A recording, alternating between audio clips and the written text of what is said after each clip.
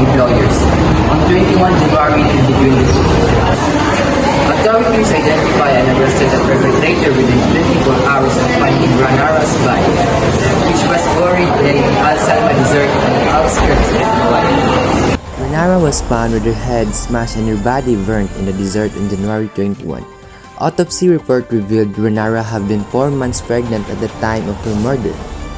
During the interrogation, the perpetrator admitted he had sexually assaulted Jollibee and murdered her when he found out that she became pregnant. The accused 17-year-old Turkey-eyed Al-Asmi was sentenced to 2 years in prison for murder and 1 more year for driving without license, according to the statement by the Department of Foreign Affairs. Ranara's murder triggered outrage in Kuwait and the Philippines, with many social media users and media commentators the act of criticizing Kuwait's enacted family protection law that intends to combat violence against women. Previously, online users expressed similar outrage against official and responsible agencies for neglecting workers' rights. Additionally, the disappointing silence from influential local women rights groups in issue pertaining to claiming domestic worker rights is concerned about the lack of intersectionality in civil society advocacy, which includes the large populations of women who fall outside the scope of Kuwait women. Advocacy should instead extend to women of all races, classes, and nationalities, inherent in feminism, not citizenship. That is leading the cause. This is Jared Bertuccio reporting to the truth.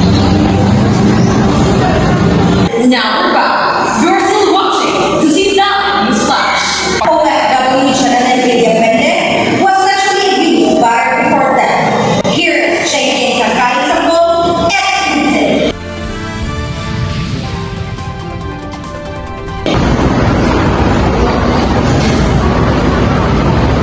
Overseas Filipino worker Janelle Valladolid was sexually abused and typically bothered for a week before she died in the hands of her employer in Queen. On January 12, Justice Secretary Nardo Guevara said that the National Bureau of Investigation autopsy results on the Lavender's body showed there were clear indications of sexual abuse. Guevara also said that the Filipina domestic worker had all healed once, indicating that she had been battered weeks prior to the painful accident that led to her death on December 2019. The NBI autopsy was conducted by Dr. Ricardo Rodaje on Friday, January 10 in Cotabato, near Villavende's home. Guevara said that the NBI will submitting the formal report on the autopsy on Monday, January 13.